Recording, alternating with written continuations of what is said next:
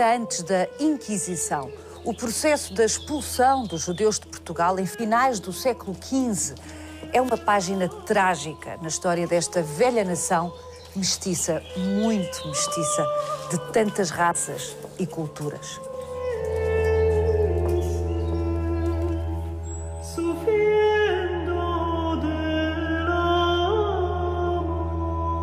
A Sinagoga de Tomar só funcionou durante cerca de 50 anos, mandada construir sob a proteção do infante Dom Henrique. A Sinagoga de Tomar foi liminarmente encerrada em 1496. Vai querer saber mais? Venha connosco nesta visita guiada.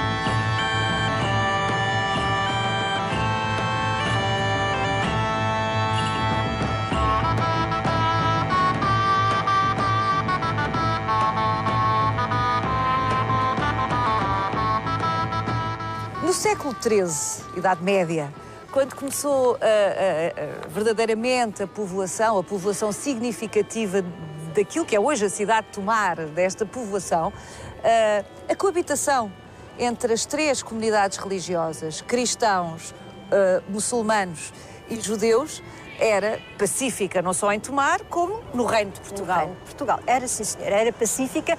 Aliás, nós podemos dizer que Portugal foi o reino onde essa convivência pacífica mais vingou. Se nós pensarmos que os judeus foram expulsos da Inglaterra, que os judeus no século XIV foram expulsos de França, que os primeiros levantamentos contra os judeus ocorreram na Península Ibérica, nomeadamente em Castela e em Aragão, no século XIV, com a peste negra e depois com o fundamentalismo de alguns frades, como o levantamento de Sevilha, que vai levar à conversão forçada de muitos judeus, nós temos que dizer que Portugal aí foi um oásis e talvez por causa disso ele tenha sentido as primeiras migrações de judeus de Navarra, de judeus de Aragão, de judeus de Castela para Portugal propriamente dito, mas dizer que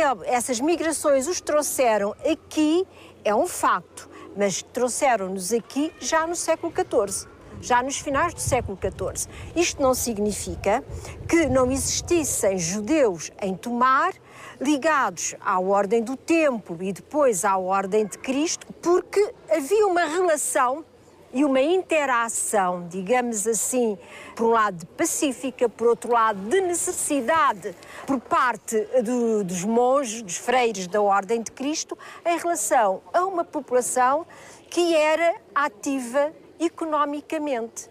E isso é importante, nós não nos podemos esquecer, e iremos ver quando chegarmos à sinagoga e à Rua da Sinagoga, quão perto esta entidade está desta zona da cidade.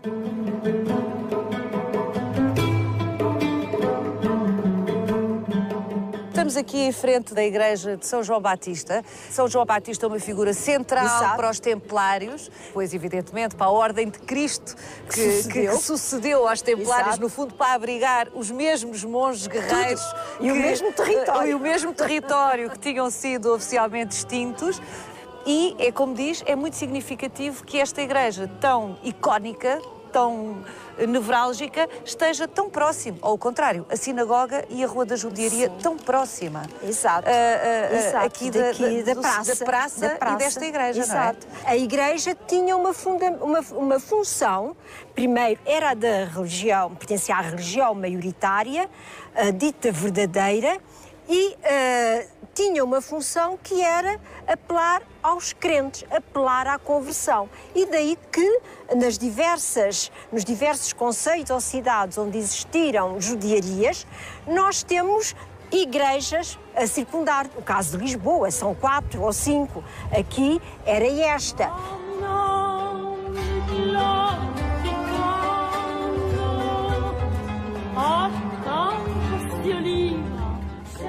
Nós olhamos para esta praça e esquecemos que esta praça, muito provavelmente, à semelhança do que existiram noutras cidades, era uma praça de arcadas, onde estaria a sede do concelho, mas onde estava o centro nevrálgico do comércio. Um comércio que era um comércio de venda de textas, mas era também de especiarias, era ourivesaria. Portanto, e quem é que eram esses comerciantes por excelência?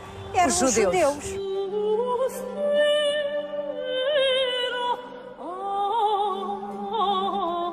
O século I, enfim, sem contar as vicissitudes anteriores, mas pode ser, de alguma forma, considerado o início do exílio forçado para o Ocidente do povo judeu. Com o imperador Tito, conquista Jerusalém e é o primeiro embate forte e bélico e que levou já a uma saída dos judeus de Jerusalém no ano 70. Mas, sobretudo, é com o imperador Marco Aurélio que proíbe os judeus residirem em Jerusalém, que se dá, ou melhor, que aumenta o número de judeus que entram naquilo que nós convencionámos chamar a diáspora.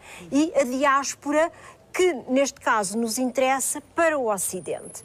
Não quer dizer que eles não tivessem vindo aqui à Península Ibérica já anteriormente. É muito provável que eles tivessem vindo em barcos fenícios, até pelas citações na Bíblia em relação ao Templo de Salomão, etc., que eles tivessem vindo para aqui na República Romana a nível de comerciantes.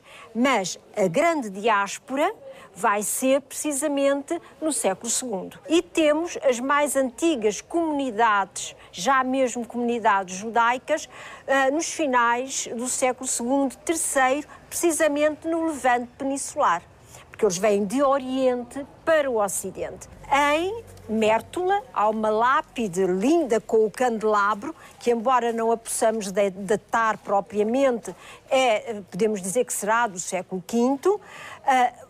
Há as lápides de Lagos, já do século VI, e recentemente foi encontrada uma lápide com uma inscrição judaica também em Lagos, que os arqueólogos que a encontraram a dataram com toda a probabilidade de finais do século IV.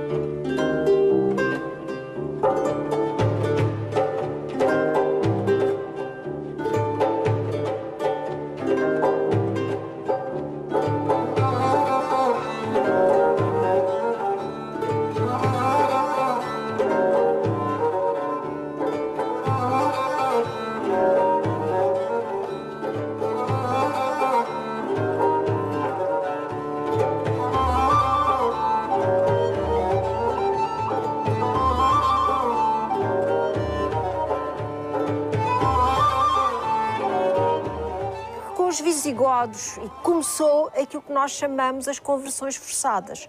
Os judeus deixaram de ter a liberdade para serem judeus.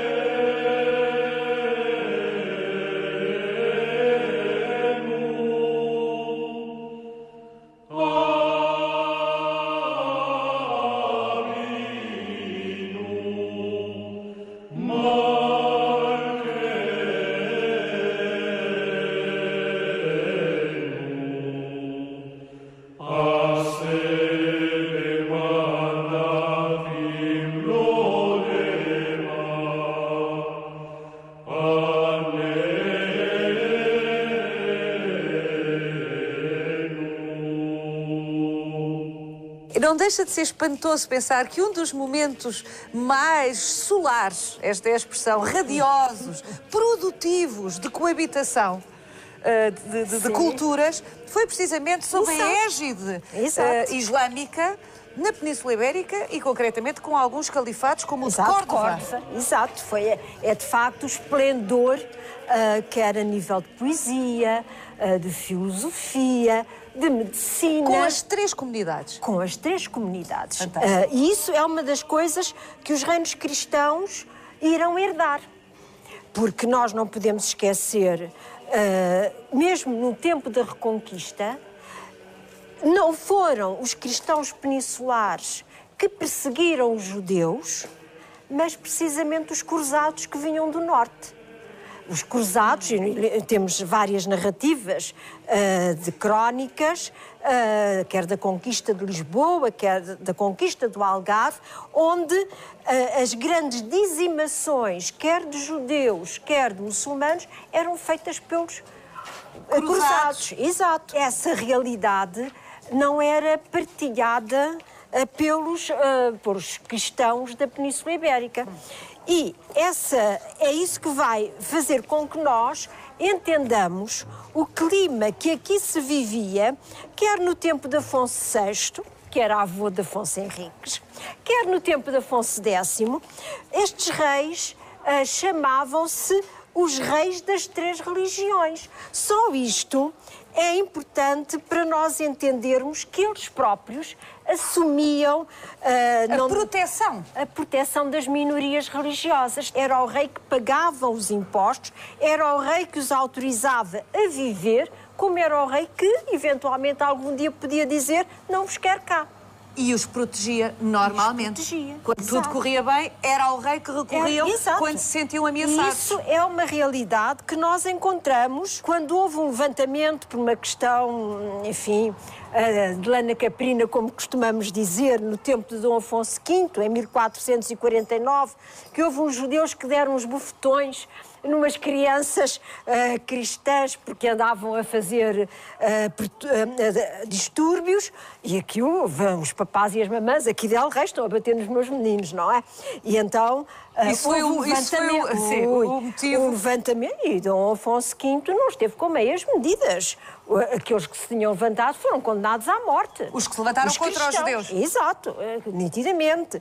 Esta era, digamos assim, uma realidade que nos faz dizer que praticamente podia haver uma certa instabilidade e ela vai-se, digamos assim, afirmando no reinado de Dom João II, por causa das grandes migrações que começam a vir com a entrada da Inquisição em Espanha, não é? No tempo dos reis católicos, em 1480, e os judeus começam a fugir para cá.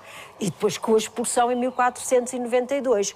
E isto... Que cria uma pressão, nomeadamente demográfica. Sim, demográfica. Não é? 100 mil judeus, cerca de 100 mil judeus entraram ou triplicou. Exatamente, a e portanto judaica, isso começou a criar, enfim, basta no nosso tempo recordarmos o que foi, com as devidas diferenças, mas há pontos de contacto, a fase da descolonização em Portugal, exato, quando vieram das ex-colónias, quando vieram as pessoas, essa pressão criou anticorpos na população residente.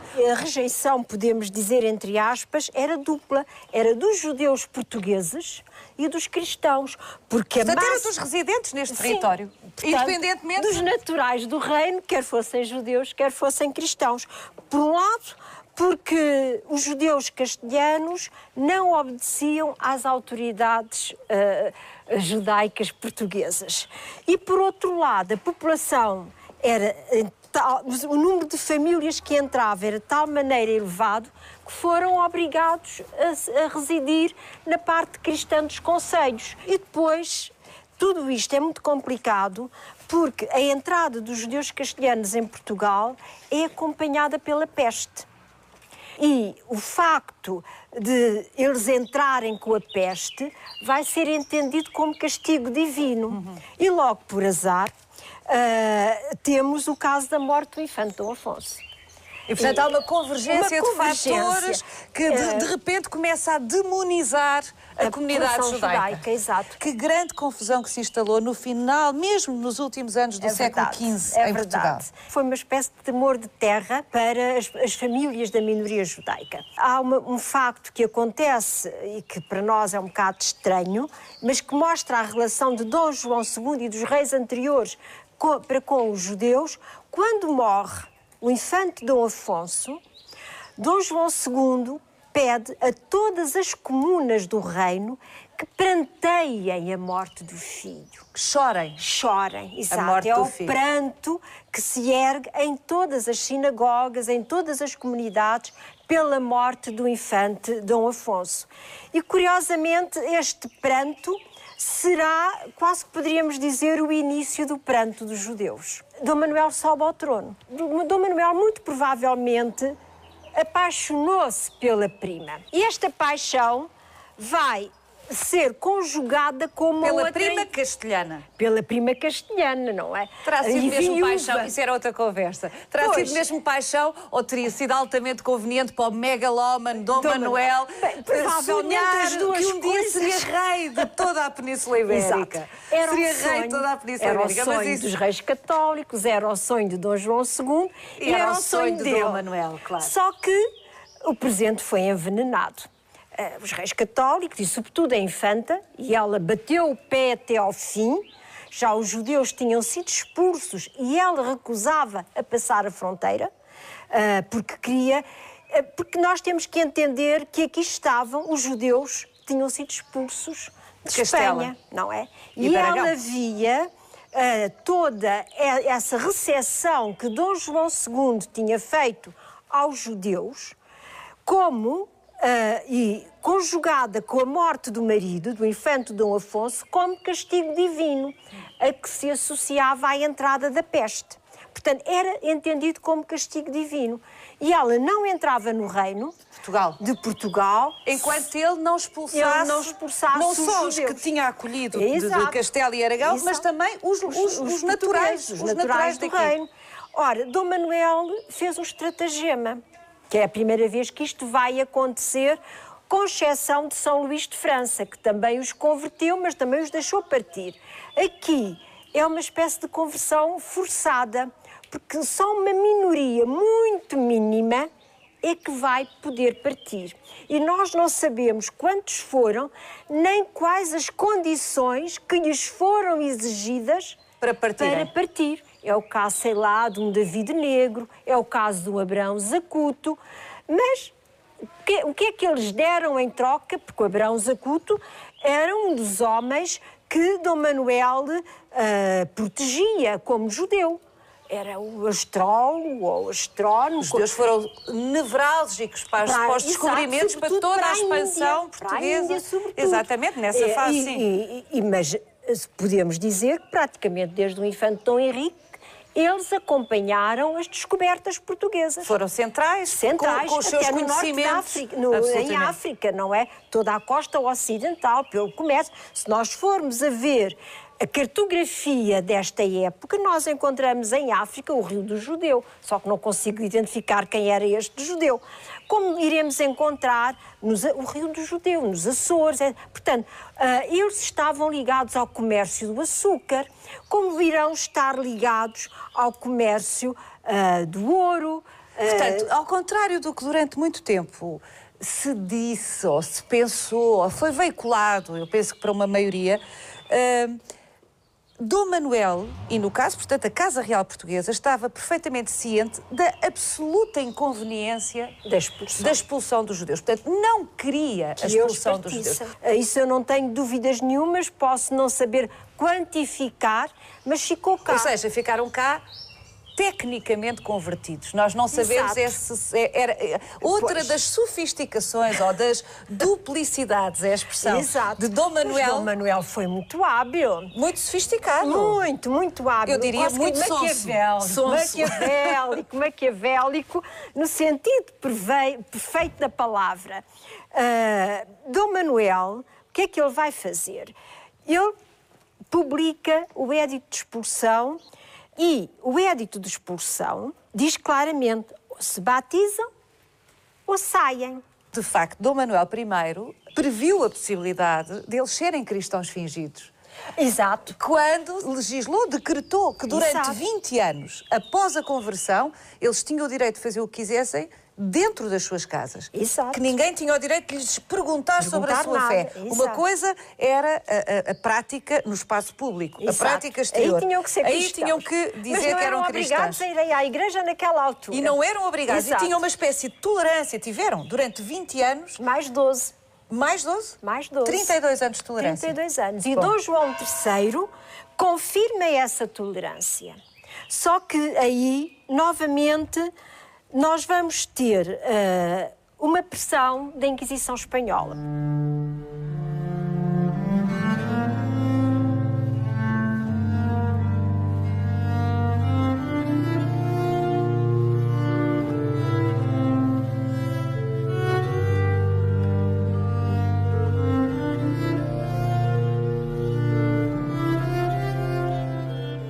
Se calhar esta mitologia que existe sobre os portugueses de serem realmente um povo particularmente capaz de integrar e de se integrar, tem mesmo razão de ser. Eu penso que sim. Embora também é verdade que a história confirma uma outra realidade sobre o ser português. E que também tem a ver com os judeus. Nós normalmente olhamos para o problema judaico como um problema religioso. Mas não há dúvida que ao longo dos séculos, mesmo no século XX, ele não foi um problema religioso. Subjacente ao problema religioso está um problema económico e financeiro. Exato. E cultural. O judeu nunca deteve o poder, mas partilhou o poder. Influenciou o poder. E partilhou indiretamente. Partilhou como? Através do dinheiro, dos empréstimos que eles faziam aos reis. No caso concreto dos portugueses, eles não podiam... Os reis não lhes pagavam. A maior parte das vezes isso não sucedia. Por exemplo, os reis ingleses, no século XIII, não queriam pagar as dívidas que tinham para com a minoria judaica, pura e simplesmente expulsaram-nos. Como, aliás, fez o Filipe o Belo com os templários. Exato. Não lhe queria pagar as dívidas, expulsou-os. E vai fazer também a França com os judeus franceses. Aqui nós nunca fizemos isso. O que é que nós fizemos? O rei dava-lhes, como é que eu hei de dizer? Privilégios. Privilégios que os levava a que algumas destas famílias se comportassem como nobres. Que as pessoas, infelizmente, desapareceu. Mas nós temos documentado, escrito, é óbvio, que muitas destas famílias usavam brasões, não só no interior das suas casas, mas no exterior. E isto reflete um pouco que estes judeus, ou pela sua riqueza, ou pela sua relação com a corte, podiam ser equiparados, digamos assim, à nobreza. Eram judeus cortesãos, eram vassalos do rei. Isto era importante. Portanto, o rei premiava os judeus de quem era devedor, precisamente com estes privilégios, com estes títulos.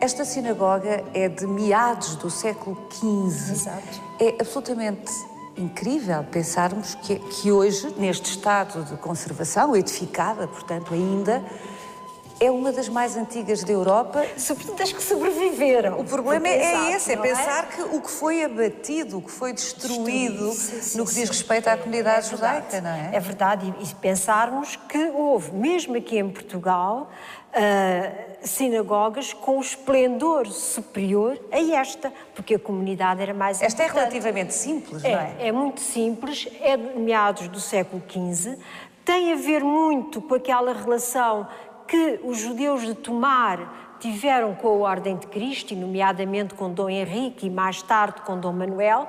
Infelizmente foi uma casa de oração que viveu, ou que esteve viva durante muito pouco tempo. Ou seja, funcionou como sinagoga... apenas talvez uns 50 anos, 40, 50 anos, se tanto, e que reflete o esplendor também da comunidade judaica de Tomar. Porque se nós pensarmos, a maior parte das comunas judaicas tiveram uma casa de habitação transformada em casa de oração. Mas não era só casa de oração, porque nós muitas vezes pensamos, a sinagoga é o local onde os judeus se reuniam para rezar. Não é.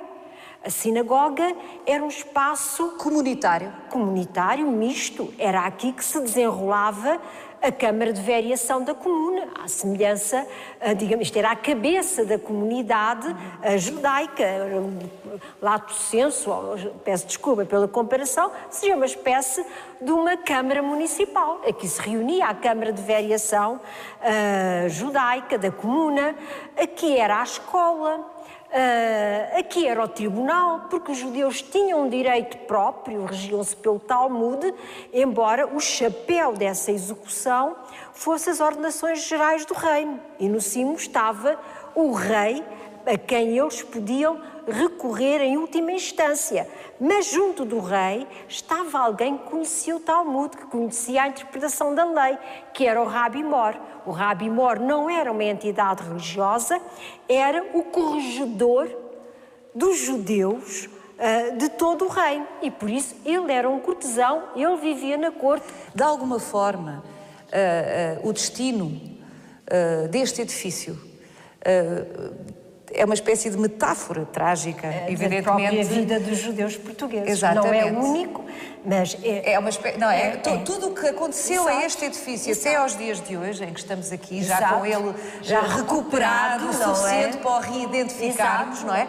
Tudo o que lhe aconteceu corresponde, de alguma maneira, paralelamente ao que foi acontecendo à comunidade. Durante quase um século, foi cadeia até de se fazer os novos passos do Conselho, e a cadeia transitou para os novos passos do Conselho.